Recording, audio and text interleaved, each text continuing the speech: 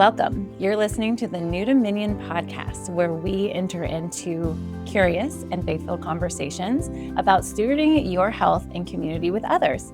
I'm Dr. Abby Keene, and I am here with our co-hosts, Kirsten Hansen and Taylor Keene. Yes, he's my husband.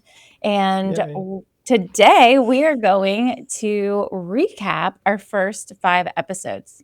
We have talked a lot the last 5 weeks about a myriad of things. And we're excited to kind of get a little personal today with what our takeaways are, some practical takeaways for our audience, and what we do in our own health stories to kind of move forward and not get stuck. So we are just going to go episode by episode. So Kirsten, I think you had episode 0, right?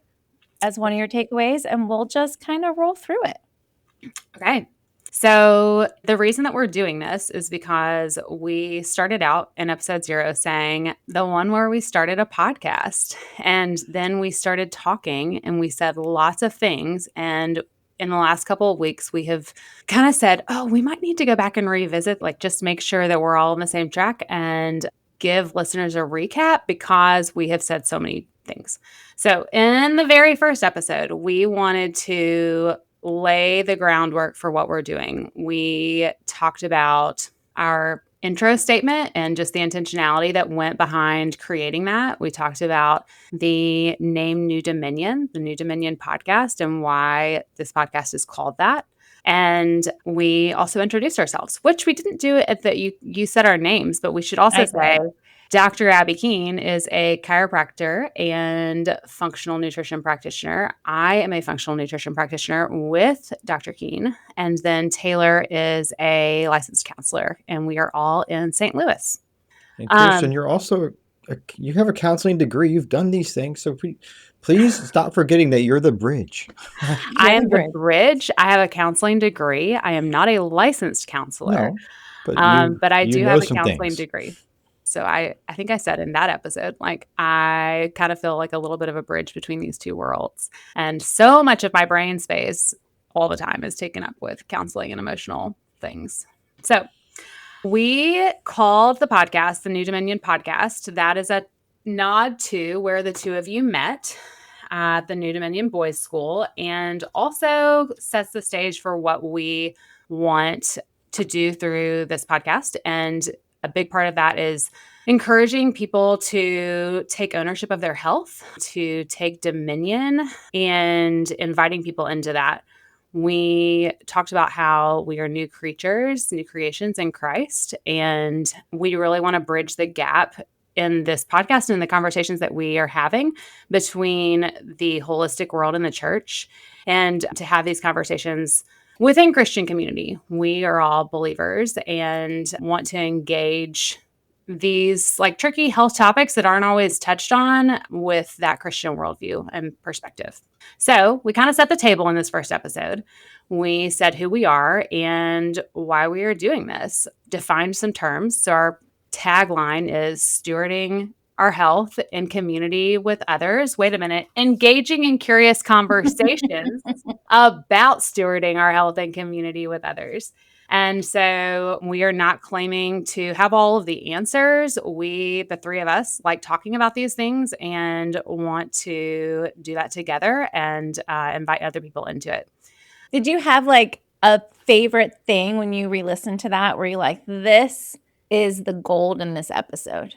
I thought that was I really enjoyed recording that episode and going back and listening to it. I think our conversation with each other was really just good, and we all had things to say, and it's very, the word I'm thinking of is balanced. It's a very balanced conversation. Like we really talk about ourselves and we also talk about what we want to do. You, Abby, go into talking about why we called this the New Dominion podcast. And yeah, I don't know. I think I think it's a really good episode. It's one of the ones that I'm like more excited about, actually. I think everybody should go back and listen to episode 0, which we may end up calling episode 1.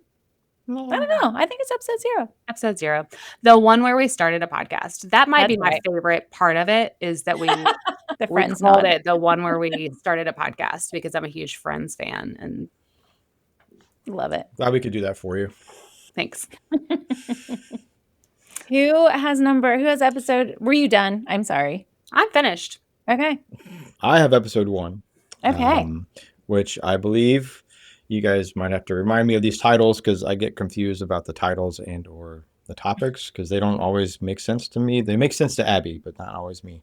But Who Told You You Were Naked, I believe, is episode 1. And we talked a lot about the idea of community and being in relationship with each other, which is, for me, the thing that kept pinging for me as I re-listened to all the episodes, but mostly episode 1, was how my story is, just a lot of avoiding things. And so, like, especially about health, historically, like, my family doesn't talk about health. And like, we just kind of pretend like it's not there, and then, assume it'll get better, because if you don't talk about it, then it's not real, right? That's how that goes. And so, like, I think the community piece for me of learning how to hear people say emotional things to me without taking it as a judgment or indictment of my personhood, and being able to, and so that we didn't say that explicitly in the podcast, but we did talk about saying hard things to each other, and we kind of did that a little bit more explicitly with probably episode 3, I think, with the spinach thing.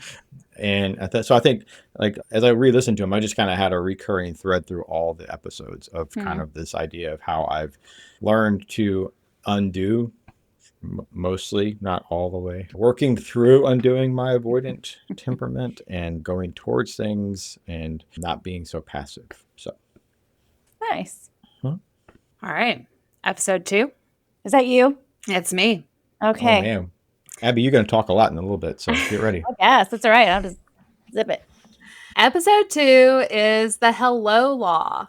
And Abby came up with the hello law as a law that she would like to enact if she were ever president.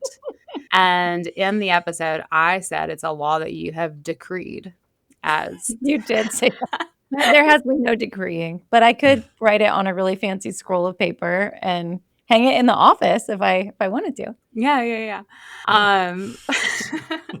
So this one, the hello law, is in reference to a law that Abby would like to create, where if you are one-on-one or in a small group of people in an elevator or a small setting, that you have to say hello to the people that you don't know, to the other person who's in the room.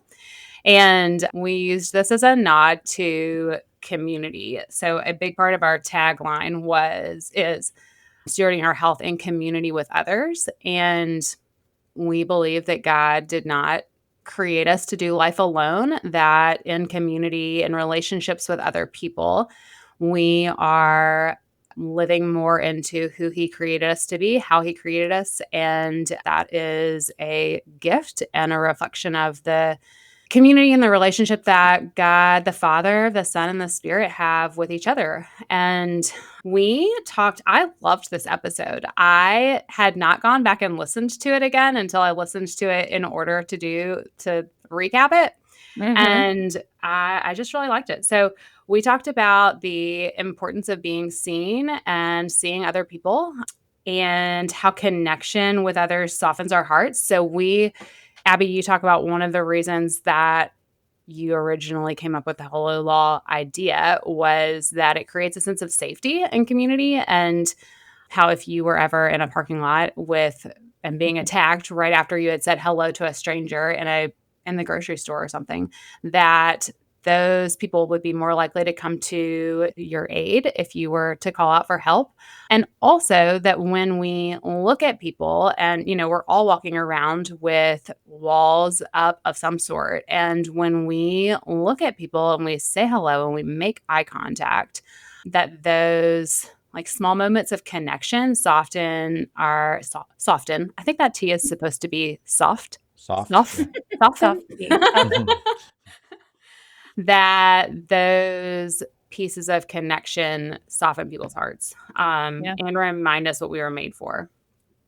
I think my description of episode 1 sounded a lot more like episode 2, because I was talking about, because I didn't even bring up the word shame from episode 1. That was like the whole idea of Who Told You You Were Naked, right? But like, I kind of danced around that word a little bit, but let me explicitly say, like, engaging with your story of shame in community with people, like not hiding and not trying to cover yourself with fig leaves, which is why that episode resonated with me, because that's a lot of my story about hiding. And so in a lot of ways, or emotionally or relationally, or not so physically. I don't really just hide in bushes too much, but so I just wanted to make sure I said that out loud before we moved on to 3, 4, and 5. So sorry, the visual I got of like, where's my husband? And I like go outside and he's hiding in the bushes. I'm glad that's not a part of your story. Well, challenge accepted, though. Here we go. Oh, great. When it warms up a little bit, though. Anything else on the Hello Law takeaway? Exciting, your gold nugget? I have a lot of things. She really liked it. So really, this is where we say, go back and listen. The Hello Law, because it is really, I think pivotal keeps coming to my word. That's not really the word I'm looking for, but I think it really is a keystone episode, because community is, like you said, a part of our tagline. It's what we're here for. It's why there's 3 of us talking and not just one of us. And you cannot be healed really, truly, fully in isolation. It's not how we're built. And Taylor talks about that in that episode. So I think we should just say, go back and listen. It's really good. It's a good one. And we laugh again a lot. And again and again. Get all the numbers up. Yeah. We laugh a lot in that episode. Mm-hmm. Nice, which is great. Yeah. Laughter is great. It's actually really entertaining too to watch and not just listen to. If you listen to it, it's going to be entertaining and you're going to hear our laughter. But if you can watch the facial expressions in the context of us talking about community, it's really fun. Okay. I'll have to do that because I don't know if I did.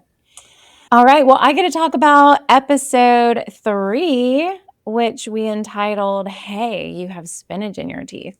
Because telling people that you have spinach in your teeth is awkward and just difficult sometimes on a lot of different levels. And we talk about that. So go back and listen if you haven't.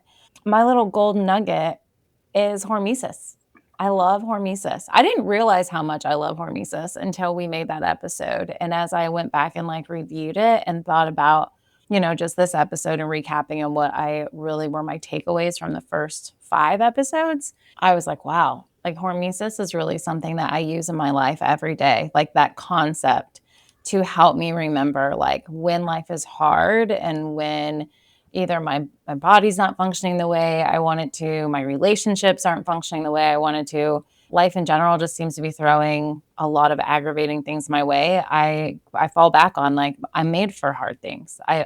That's literally my physiology. It will be okay, but I have to welcome it and move with it. And, it's kind of like Taylor and I, when we worked at New Dominion at the boys' school, we were working with delinquent kids, and they would sometimes get physical just in their frustration and anger at life and their own struggles. And so we weren't going to combat these children. The goal is to love them. And so we were taught martial arts skills that went with their energy to keep them safe, and end up just giving them a big bear hug in the midst of it. And I think about that with hard things. It's okay, how do I work with this to benefit myself or my family or my office, and allow God's Spirit to do whatever He's doing, because He's allowing it. He sees it happening. He's not going to leave me or forsake me. So how do we roll with it in a way that, it might be scary and I might be doing a new move that I've never done before, but it doesn't mean that I can't do that new move.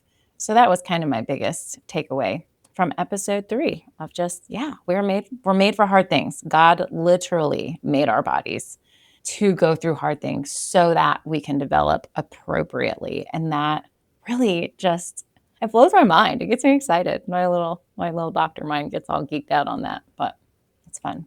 That's making me think of the Bible verse. I'm not going to quote it perfectly. The testing of your faith. Refined. There's a lot of developing character, perseverance. That's Romans James. 5. I think it's the beginning of James. The Romans 5 too, of oh yeah, there's a couple times. Yeah. The Yoda verse, I call it. Because this produces this produces this, and then you're because of this you're this. It's it sounds like Yoda from anger and all those things. So, but in a positive bent. Not Yoda was talking in a negative way. So. Yeah. I mean, there's a lot of proverbs that say the same thing, right? It's being refined in the fire produces pure gold, pure silver. That's Peter. So I had episode 4, but I don't know the title. I don't remember. I know it's about family systems and I think it's just your family tree, right? Family tree. Is that what we called it? Family tree. Yeah. I know the topics of it. I don't remember, like I said, the titles, because you weren't in that planning meeting. It's okay. I don't think I showed up for that one, or maybe I wasn't around. I don't know. You didn't abandon us. You just no. I don't even know if you were. I was hiding in the bushes, maybe. I think you were out of town. That one, I think for me, the thing that comes out of that, of talking about epigenetics or our health legacies, our family legacies, just how we show up, but we can only show up if we pay attention to what was and how things were with awareness. And so, like, I didn't come into that awareness until I was like literally in seminary. Like, I had grown a lot, but by seminary, I hadn't really paid attention to the lineage of my families, both my mom or my dad's side. I hadn't really paid attention to the environment of growing up in my family. I mean, and I don't want to portray that as like a really negative thing. I think I'm a normal Generation Xer. Like, there was just like what we had latchkey kids, and like we ran outside and played outdoors a lot, and we came home when the street lights were on. There wasn't a lot of emotional collateral being shared in the house. There was just, you just kind of were expected to do things, and you did them or you didn't and got in trouble. And that's like how it went. But like, in terms of like, the nugget for me was just like, the almost like the growing awareness of asking questions and not accepting the status quo, or that this is just what you do. And I mean, growing up in the South and in even Florida, or in my house, maybe specifically, like, this is just what you do. And I'm like, but I never questioned it. I just kind of was, okay. It's kind of what I like, but now I'm questioning more. And I mean, I also am married to a ultimate digger of truth in terms of like finding information. You are a researcher. That's my new title, ultimate digger of truth. Yeah. Oh yeah. I didn't know that was going to be, I got a placard later. And so like, it's rubbed off. Like, I ask questions of people in counseling, but it's easy for me to exist and not ask questions of myself.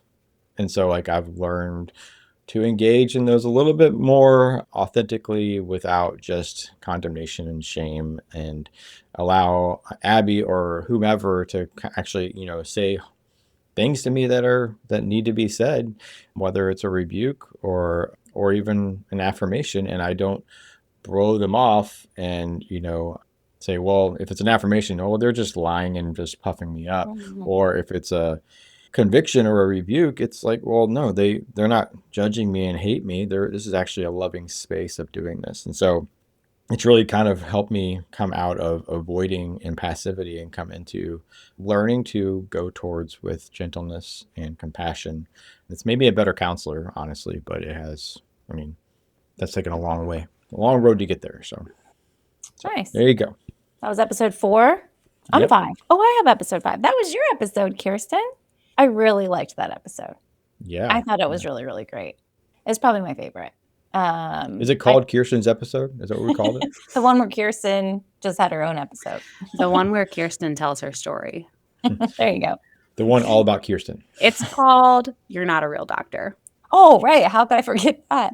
Yeah, I like that episode for a lot of reasons. But the main reason was I just appreciated you sharing your story, because it's a story I hear in the office a lot.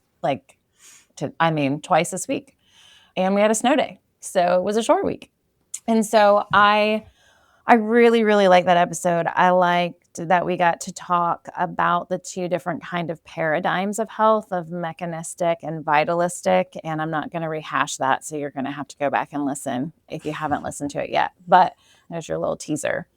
But what it all brought forward for me in listening to your story, Kirsten, is what we had said in episode 1 or 0. It might have been episode 0. But when we talked about it was 1. How do you filter all this health information that we have? Like, that was a part of what you had mentioned. Like, oh, that lady at church was like, you might have Lyme disease. And it happens all the time.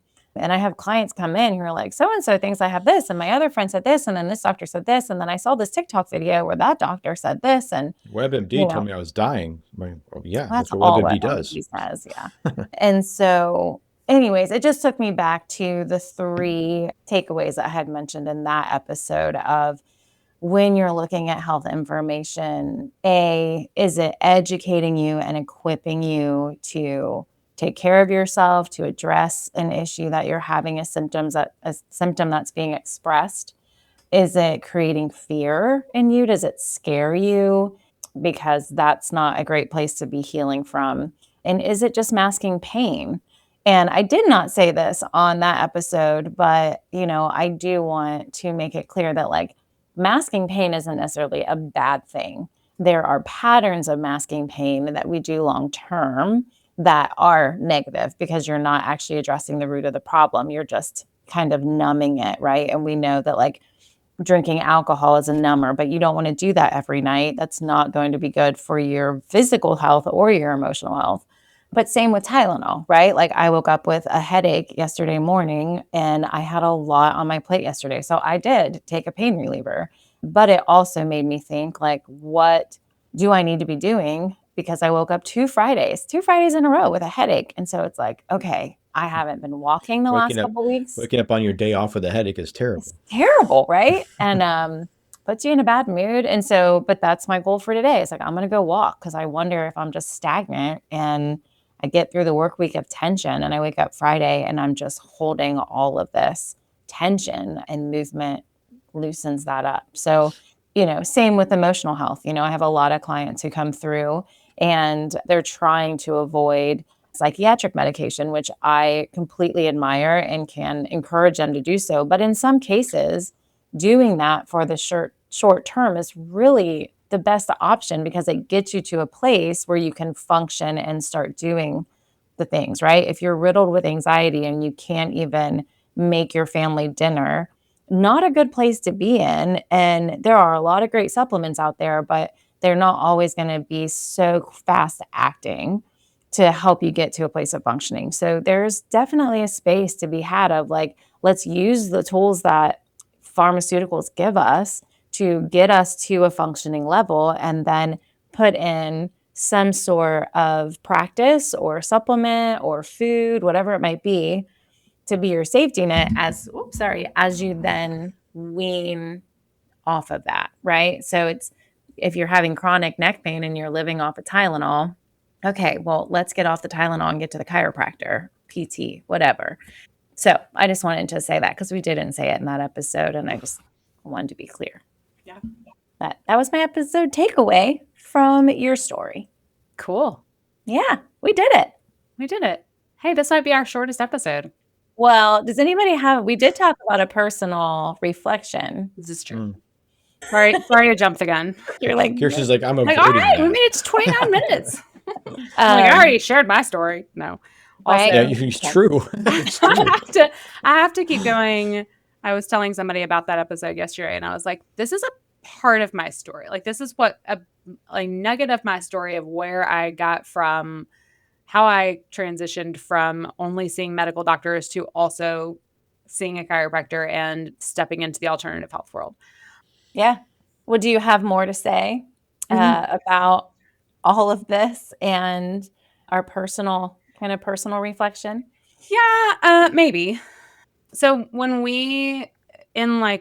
looking at life applications for me from all of these things that we have been talking about, I think the way I'm always reflecting and always trying to apply things, but I think I'm not like, I was just like, so like, which is my takeaway, but go ahead. I was just so different, but go ahead. Sorry. Just reeled the whole thing. I'm sorry. Everybody's stories are different. It's true. Yeah. So I think life application of all of this is I am just trying to take what I know about myself and about health and the world and change the environment of my body, particularly around how I handle stress. I think I look at the episode where we talked about the family tree and genetics and epigenetics. I think that's so hopeful because we do have the ability to to change how our body handles things. We don't have to just say, oh, well, I'm predisposed to diabetes or heart conditions or depression, anxiety. This is just how life is, and I'm just going to resign myself to that. Like, there are things that we can do to move towards health. And I think that's so hopeful that God has created our bodies to do that. I think for me, I'm constantly looking at how can I know stress greatly increases inflammation in my body. And so I am just constantly trying to think of address how can I lower inflammation? And some of that is through addressing stress and anxiety. Yeah. Well I said. think my takeaway also is parallel to that, of just like the engaging of, towards making decisions for, proactive decisions, like to do something better for yourself, like, and I mean, I've always been a relatively healthy person. I mean, like, but, well, at least I'm thin, but I'm not sure that's healthy, right? Like, I mean, like I've just had a natural body type of being thin. So like you can take that and mask it as health it's not health. And so I think the idea of passivity for me is where like this all of this is a kind of culmination of that journey of me coming out of like just kind of resignation, as you mentioned, Kirsten, like of just resigning. This is how it is, and then I well, I'll just keep going. And I mean, you can almost hear the old man come out of me in that. It's like, I guess it's just what it is, and just keep walking along. And I'm just like, I'm just gonna be here on the bottom, and like, Eeyore he's out in the hall. He's not here anymore. Like I don't want that guy. I still have a melancholy temperament, but like I can be engaged. And I think engaging and paying attention to my stuff, whatever that stuff is, whether it's stress, whether it's needs, relationship stuff, whatever it is, like I notice that when I'm actually paying attention to that, I'm not as reactive when things are out of control. Like I notice a huge difference in how I engage with my kids. Yeah, I mean, they're still knuckleheads in some ways, and they do, like, people still frustrate me. They can be the top of the list on some days of things that they do that are just like, what in the world? Like, what are we doing? And like, historically, that would have been something that would have resulted in a snap or a really sharp tone, or my facial expressions, as can be legendary in my eyes, and the sternness that comes across. And so I hope that's coming across softer. No one's yelled at me for my face recently, so that's positive, I think. So I think doing better. You have, for sure. So it's just, there's just a space of engaging in the family legacy of passivity, and like honestly, like I see it all the time with men across my counseling practice too. Like there's just a level of like shame, fear, I'm not going to be good enough, fear of rejection, so I'll just not do anything. And the conviction of instructing, giving someone permission and encouragement to do something is often ever present, of like, hey, hypocrite, you're telling this guy to go do that, what are you doing? And the internal voice of like, shut up, this isn't the time. But like, it's still there. And so yeah. And I mean, part of the reason why we wanted you on the podcast, not just because of your story, but because of what you see all the time, and the space of, I think it's not just men, like it is a lot of us. It's scary to take dominion. You asked that question in one of our first episodes. Maybe it was episode 0 of like, do people want dominion? Do they want responsibility? And I'd say a lot of us these days don't. It's like we're all overwhelmed and we just don't. But I don't know how I was raised. My family's like, well, then you don't get to complain. If you're not working towards a solution, then I don't want to hear you complain, which that still comes up in our parenting, by the way. So I probably say that a lot. We both do. Yeah. Well, that's good. Thanks for sharing. Yeah. Abby, what's your life application? Yeah. I mean, as I looked back, one thing that there was 2 things that kind of came out of this. And I was trying to think of a life application to give people like more practical steps as well, and I don't know if this will help everybody, but I like part of my story from when I was a teenager and dealing with my insecurities was a lot of like body shaming, and ended up being bulimic from probably about 16 or 17 into my early 20s. And by God's grace, like I don't struggle with that desire to like binge and purge, but the body shame is always kind of an ever-present thorn that kind of ebbs and flows through the years. And that is something that when I fall into those places, which I, think a lot of us do. Can't speak for men, but I know a lot of my girlfriends and, we're just always comparing. And there's two things that I've kind of learned to help get me out of that pit. And the first one is just gratitude, being grateful for what my body's done. One of the first verses that I memorized in scripture was 1 Thessalonians 5. It's actually multiple verses 15, 16, 17, 18, because they're really short. So if you guys struggle with memorizing scripture, this is where to go. But it's, the rejoice always, pray, never stop praying. I'm not going to pray continually. Pray without ceasing. I knew I was going to. Yeah. So rejoice always, pray without ceasing, give thanks in all circumstances. And then this is the part that always got me. For this is the will of God for you in Christ Jesus. It's like, I don't want to mess up God's will for me. Like everybody asks, like, what's God want me to do? He wants you to give thanks in all circumstances. And so that kind of set in at times in the last like 5 years when I've had big health issues to just be like, thank you, body. Like this body has grown and born 4 kids, raised 3 of them, and it has done a lot. It stands and takes care of people through chiropractic and nutrition 3 long days a week, and it still works. And so just coming from a place of gratitude and rejoicing in what my body can do helps me get over whatever size pant I'm in this year or whatever, how I feel when we go out on a date. It's like, hey, we've been through a lot and praise the Lord that I still have a body. I'm grateful. Yeah. And then the second is looking to the future of what I want to happen, right? Like I hope that our kiddos get married and have kids and we get to be grandparents that watch our kids, our kids for them so they can go have a date. And I want to be able to watch the revenge of their kids treating them the way they treated us. And just the space of like being active, moving my body with them when I'm 60, 65, 70, and just thinking how grateful I am that my parents' health is still good and they can still drive over and see us and hang out and that we can still spend time with Taylor's dad. And so when I think about the frustration of, what I might be missing or what I wish was different, I just give thanks for what I have and then try to remember where I want to go. And that's really motivating to be like, just go for a walk. I don't have to go run a triathlon.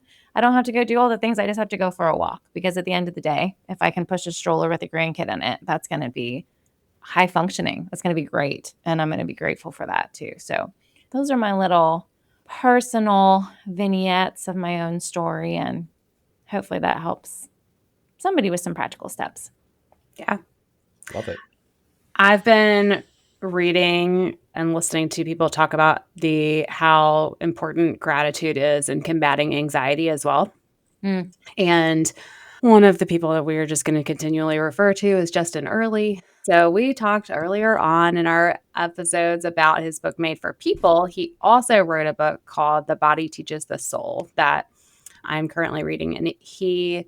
And it talks about breath prayers. And I have tried to apply breath prayers to gratitude in the midst of anxiety and like saying on the inhale, Lord, thank you. And then exhale for whatever it is I'm grateful for. Thank you that I have a body. Thank you for the sun shining today. Thank you for this cup of coffee.